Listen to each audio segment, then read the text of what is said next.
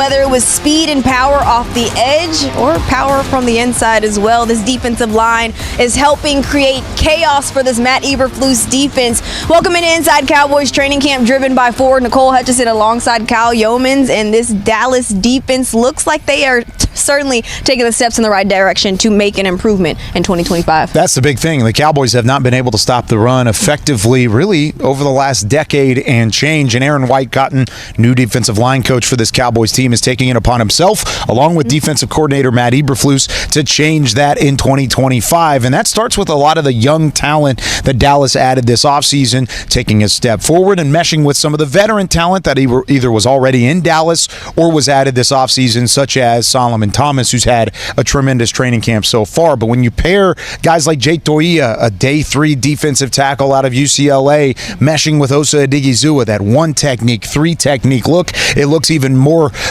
imposing on a current offensive lineman than it ever has at this point in camp in the past. And then you add Donovan Ezeraku, Sam Williams off the edge, who have had great starts to their training camp, even without Micah Parsons in the fold. There's a lot to be excited about up front. Yeah, Eberflus is known for getting the best out of his guys. Well, he's certainly starting to try and get the best out of Mazi Smith, who's looking to take a step in the right direction as well in 2025. Let's go ahead and hear what Mazi Smith had to say about how Eberflus has helped him take that step. I just do what I'm told, brother. You know, I don't really, it ain't that much of an adjustment. I had a few different coordinators in college. You know, I did all my adjusting then. You know, now you just learn the scheme and do it to the best of your ability. Where's your confidence at? I mean, I'm confident in myself. I'm confident in what I can do. You know what I mean? I'm not going to say, like, I'm overconfident or underconfident. You know, I know what type of work, you know, you're supposed to put in to be confident. You know what I mean? You got to put in the work for the right things to show up. You know what I mean? So that's all it is. You talk about how it benefits you as you're trying to level up this year, going up against guys like Tyler Smith on the other side of the line. Yeah, T. Smith, yeah, he be grabbing, you know, he not holding necessarily, he grab you though, you know. It's great, you know, I feel like he the best guard in the league, you know. I don't really see nobody else, you know, as physical or as strong, powerful, explosive as he is off the line, and you know. How can that help make you better as far as going in games? Because, I mean, granted, iron sharpen iron, brother. Yeah, that's what I mean. Like, you know, like that's why I say it ain't nobody about fast, as big, as strong as him coming off the line, and I'ma see. Yeah. You know what I mean? So I ain't too. I'm chilling. You know what I mean? It's a good player. Mazi Smith talking about how Tyler Smith is helping him. Iron sharpens iron, right? Helping him improve. But what have you seen from Mazi Smith so far that has impressed you, or not? Yeah, well, that's the thing. You're going to love when former first-round picks pair together to have that type of teaching, that type of mentorship. The problem is Mazi Smith's running into year number 3 of being a first-round pick, and there was a lot invested in him early on. He's going to have to step up in a big way. We haven't necessarily seen that. We've seen other defensive tackles like Solomon Thomas, like Toia, step up in place of Mazi Smith at different times. I want to see more solidified run-stuffing ability, able to clog up the middle, hold your ground against some of these offensive linemen. There are too many times where he's either being pushed backwards or he's on the ground. Stay on your feet, stay planted, and move forward. I think that's something that the coaching staff's trying to get out of him. Good thing is we're still not even a month out from the first football game of the season and of the regular season. He has time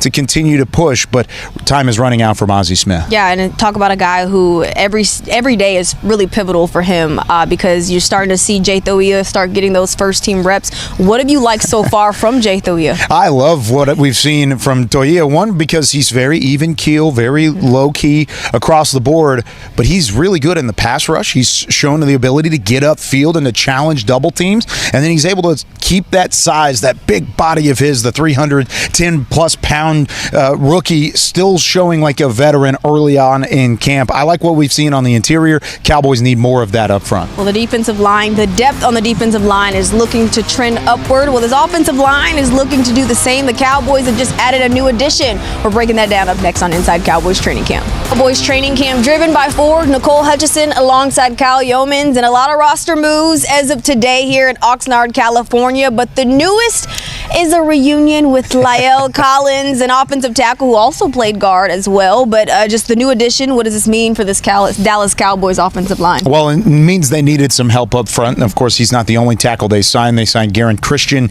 as well, another offensive tackle, to try and help some of those injuries on that offensive front. But getting La'el Collins back is exciting because, one, it brings back the memories of what was once a great offensive front, trying to bring in the veteran experience. Brian Schottenheimer talked about how that was a huge key. Plus, he looks good. The workout that they had on Friday was successful. Looked like he was moving around. Brian Schottenheimer even saying that he thinned out a little bit. He's going to wear the number 72, so it's going to look a little bit different than his first two stints in Dallas when he wore number 71. That currently belongs to Nate Thomas, who's fighting for the starting left tackle spot. But having La'el Collins back in the fold, he has a connection with Dak Prescott. He's been around this organization before. He understands how it works, so now he's able to bring that understanding and apply it to a young offensive front. Yeah, and this is a guy who also worked out with Duke Manyweather, who's worked out with plenty of the Cowboys offensive linemen. But when you talk about the other roster moves, what kind of help does this bring for this Dallas Cowboys team? Well, it brings help up front. They were able to waive injured Matt Waletzko, who's been dealing with an ankle injury. If he clears through waivers out of the other 31 teams in the NFL, he'll go and resort back to the injured reserve list for the Cowboys. So not a direct cut from Matt Waletzko, but certainly a wavering that you'll have to see how that plays out. And then they reserve injured Paris Campbell, the wide receiver who they signed to a one-year deal, spent some time with Philadelphia in the past. He was injured in that one of those early practices here in Oxnard, has been dealing with that knee injury for a little bit. They put him on the reserve list to clear those two roster spots where they added Collins and then they added Christian to bring into the fold, try and add some depth to that offensive line. Well, there's going to be continued depth tests in all these positions, but the depth test that's passed so far is that tight end room. A lot of the young guys are standing out so far. We're going to break that down up next here. I'm driven by Ford, Nicole Hutchison alongside Kyle Yeomans, and this tight end room who has made some noise throughout camp so far, but the youngins are actually standing out the most. Who are those guys that look the best to you? Well, I like some of the things we've seen from Princeton Fant. They call him Bull for a reason. He's a big-bodied, he's a blocking tight end, somebody that's been spending some extra time with the offensive tackles as well, trying to get those combo blocks right. We've seen some flash from Tyler Neville, the rookie out of Virginia. Has had a couple big catches in team drills. He's been active in the drills with even Dak Prescott, Joe Milton, Will Grier at quarterback. So able to utilize him in the passing game might be something to watch out in the preseason. One guy I want to see more from, John Stevens. He's had some great camps in the past that have come to an end prematurely due to injury. He's had a rough camp so far. Has had some significant drops. He has the ability. He's just got to find it and get his head right moving into this second half of training camp. Yeah, well, Brian Schottenheimer also sending a message for John Stevens that it's all mental for him. Yep. You know, he is coming off and Come into another edition of Training Camp Live, presented by American Airlines, right here on the practice field in Oxnard, California. We've got Rowdy, we've got Tommy Yarish. I'm Kyle Yeomans. Glad you're with us. Alex Lilly behind the camera, giving you an inside look at Cowboys training camp. We've got some tempo drill coming up. This is just kind of team drill, getting things started off the bat. What are some of the things that you've noticed from today's practice? Well, first of all, I don't know why you guys gave me the mic and not Rowdy. I think he's a little bit more qualified. Some would argue, talk. but that's the problem. I guess that's not true. going to talk on the microphone. At least I can do that for now. Look, Brian Schottenheimer wants to play up tempo, right? And we've seen it a lot in these practices, and he wants to make sure that these guys are ready to go in those situations where you need to get up to the line quick, and you're just prepared for everything. And when you've got as much speed as he does on this roster, you just saw Kevontae Turpin get a carry there as the epitome of speed. You want to take advantage of it, and you can take advantage of defenses by going up to the line quickly. No practice yesterday. There were plenty of storylines. Of course, the Micah Parsons storyline paired with a couple of tackles being signed by the Cowboys, including former Cowboys star La'el Collins on that offensive line. He's wearing number 72. 71 still belongs to Nate Thomas, the former number of La'el Collins. There's a handoff to the first team offense, and Javonte Williams earns that tote. How about Shamar James, the rookie out of Florida, closing in, filled that run perfectly and got into the gap, met Javonte Williams there. That would have been a tackle either at the line of scrimmage or a tackle for loss. So well done there by Shamar James, who has gotten some run with this first team, and you can kind of already tell that Matt Eberflus is putting his Midas touch on him a little bit with these linebackers. A couple of defensive tackle notes You have Marshawn Nealand outside. Then you got inside Solomon Thomas with this first team alongside Osa Adigizua on the interior. Jalen Tolbert with the reception outside. I want to see more from him moving forward. Yeah, he's a guy who needs to stack some good days because there have been some not so good ones recently. And you look at the roster behind him, and you've got Jonathan Mingo, who's put together a really solid stretch, and Jalen Tolbert's a guy who led the team in receiving touchdowns last season, and you would think that makes you pretty comfortable on a roster. But hey, every season's different in the NFL. You got to earn your spot, and I'm not saying Jalen Tolbert's not going to make this roster. He certainly probably will, but nonetheless, you still got to put together some good days. First team under center, and that's a free play. Dak Prescott got him to jump offside. If they end up moving this back to the normal spot and reset with the same formation, I'd love to see George Pickens versus Deron Bland ISO on this outside. They're going to re-huddle here, so it may not be the same formation, but that would be a fun matchup. Couple of really talented receiver DBs going at it one-on-one. You think these fans want to pay Micah, Kyle? Yeah, I don't know if we could hear that in the microphone behind, but if they could, it was pretty adamant. Well, look, and we've seen the one-on-ones too.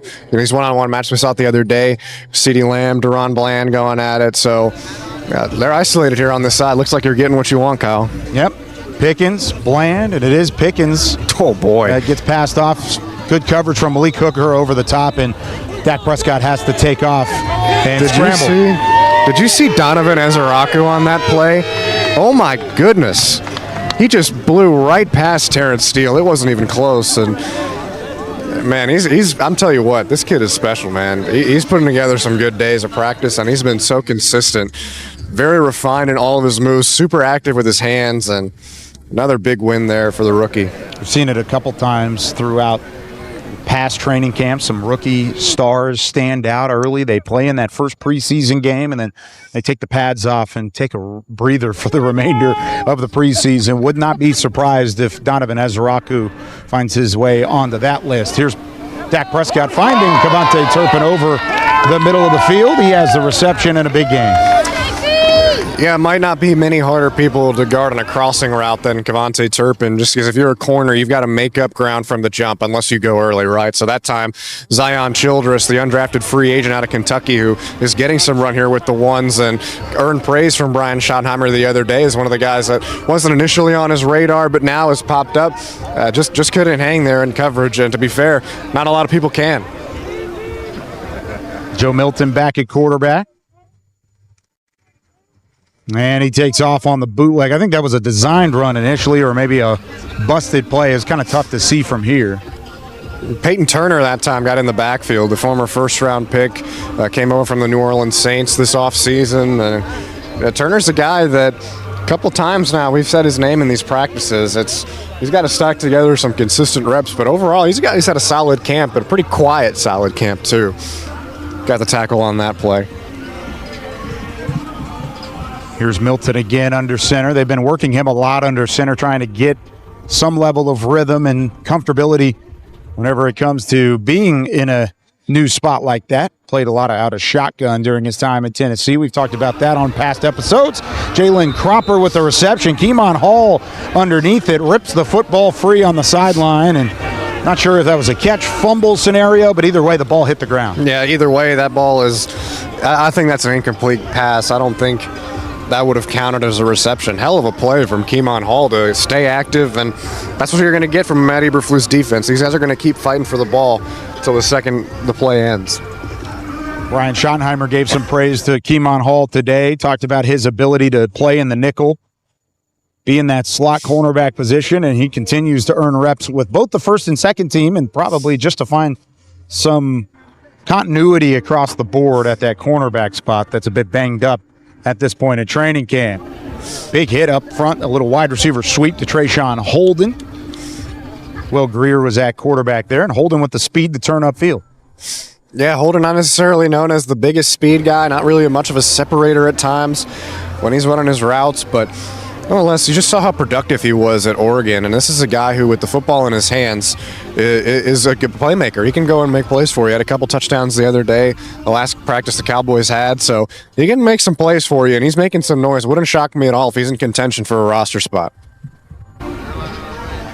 So drill one comes to a close, heading into the second period of team drills here in Oxnard. Once again, alongside Tommy Yarish, I'm Kyle Yeomans with Alex Lilly behind the camera. Training Camp Live, moving into a tempo period. This is good for both the offensive play caller, defensive play caller, and then, of course, the relay on both sides to try and get things set and working in a short time span. There's Hunter Lipke out on the flat, met by Donovan Wilson.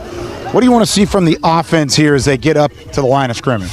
Well, if they're going to work tempo like it looks like they're going to, just being on the same page, right? When you're trying to get a new offensive line coordinated together and you see a jumbo tight end package here where they're bringing out Big 77, Sadiq Charles, you want everybody to be on the same page, fitting their gaps, getting to the right spot, and a lot of Hunter Lipke run here. Utilizing Lipke not once but twice in these early tempo periods. First team defense out there, guys like Thomas, James, keep that in mind. James in the middle of this defense as a rookie out of Florida. Marquise Bell, Donovan Ezraku, Kyer Elam. Keemon Hall is outside. Jack Sanborn still on the field at the weak side spot. Brock Hoffman is in at left guard. Oh, Tyler Smith in there. Brian Schottenheimer said earlier today that he expected him to practice. That's some knee soreness. No one's considered to be anything serious, so maybe just needed another extra day off. There's Dak just behind Jonathan Mingo. Tried to slide back to the football. Kyer Elam in coverage. Yeah, Dak was frustrated with himself there. That one was behind Mingo, and he knew it. Otherwise, a pretty good route run there by Mingo. Dak's just got to put it on the spot. Missed a couple of throws in the early portions of practice, too. Was really efficient during Thursday's session. Off day yesterday, back to the ground they go. Get to see a little more Javonte Williams. Yeah, Miles Sanders, running back from Carolina that the Cowboys signed this offseason, still not practicing today.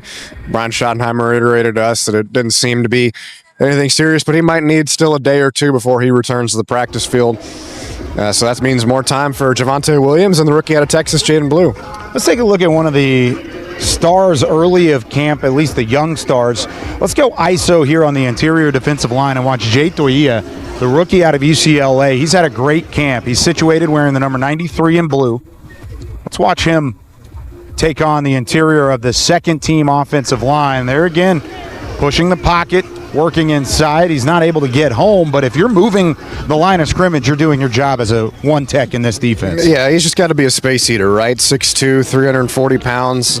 It's a guy that you want to handle a double team so that other guys can go one-on-one and be isolated to try and get to the quarterback and fill in the backfield. So you got a guy that size like Toia, and he demands a double team like that just because of how big he is.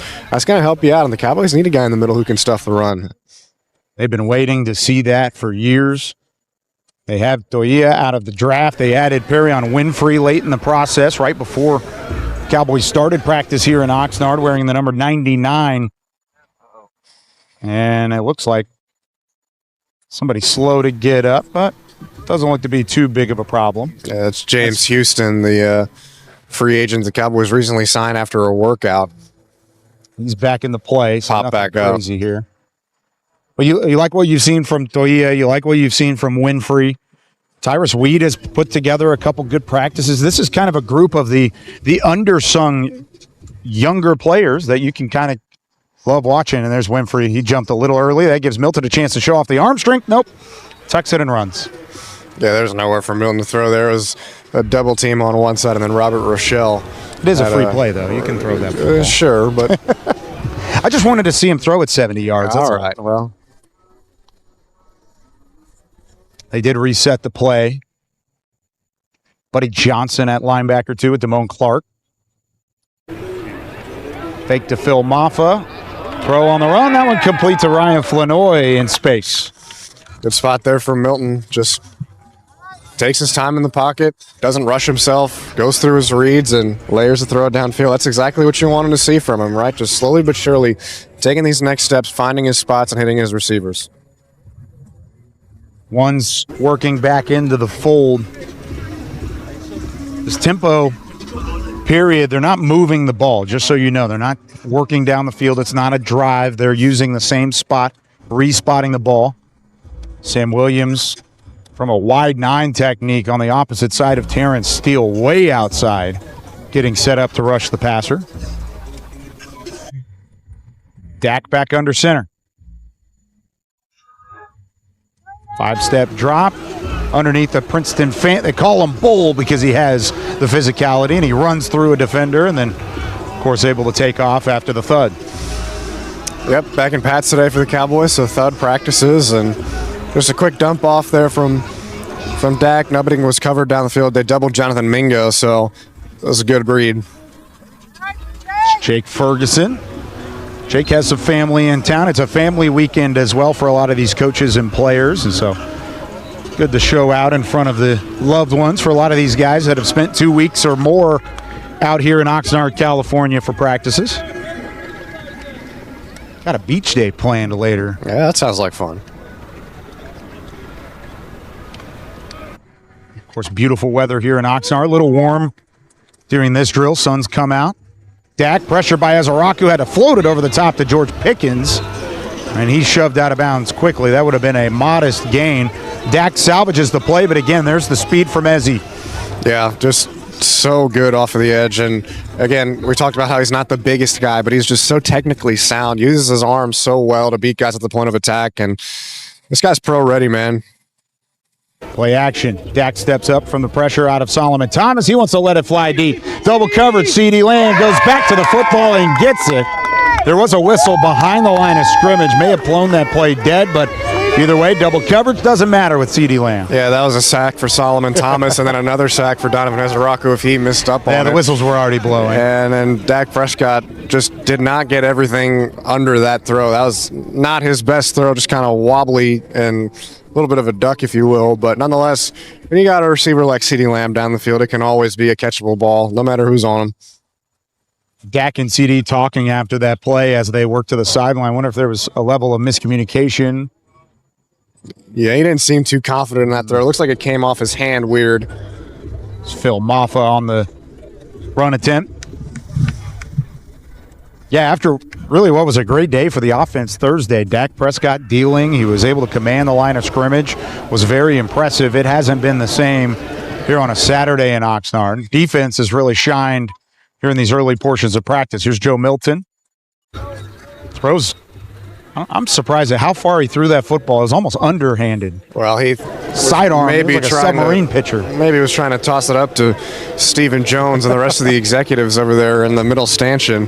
That was nowhere near the field of play, but throwing it away there. We have seen Cooper Rush hit the tower before in practice. That can't be a good thing. No, it wasn't. He's with the Ravens now. We'll see him in the second preseason game. Nice little family reunion there. A lot of communication at the line of scrimmage here from Milton. Back to the ground game, and that physicality pays off one way or the other.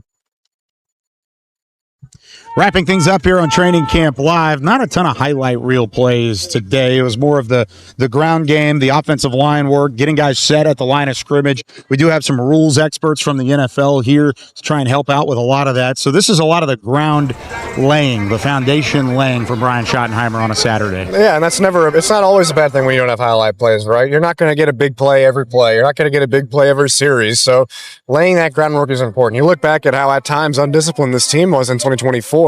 So having these rules officials out here to make sure everything is in line, everybody's doing the right thing, everybody's aligned correctly on the line of scrimmage, offensive line, wide receivers, things like that. Some stuff you want to knock out now so that you don't have a situation like you did in 2024 at times where you're getting overly penalized and it can cost you games. Yeah, it certainly can, and that's why they're trying to avoid that at this point in training camp. Still a long way to go, but it is getting into game week. Next time we're on Training Camp Live, it'll be preparation for the Rams game on Saturday, and of course the Rams come to town on Tuesday. We'll have a Training Camp Live presented by American Airlines for that one as well. For Alex Lilly behind the camera, for my guy Tommy Yarish, I'm Kyle Yeoman saying so long from Oxnard, California.